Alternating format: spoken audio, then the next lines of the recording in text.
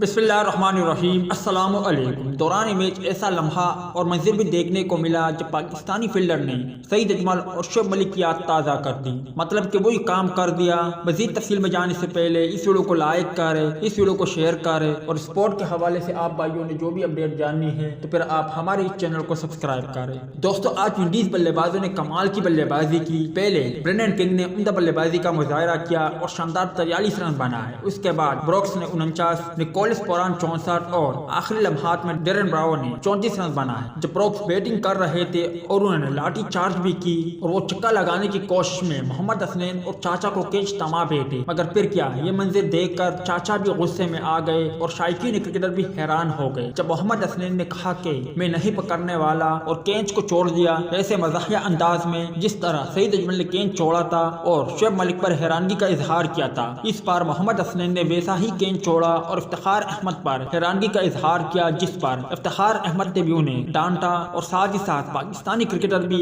حیران ہو گئے اور بابر اعظم بھی غصے کے عالم میں تھے۔ زیر نظر تصویروں سے بخوبی اندازہ لگایا جا سکتا ہے اور آپ بھائی کمنٹ سیکشن میں لازمی طور پر مجھے بتائیں کہ یہ کینچ آخر کس کا تھا، محمد حسنین کا یا پھر افتخار احمد کا۔ اس حوالے سے کمنٹ سیکشن آپ کے کمنٹس کا منتظر رہے گا۔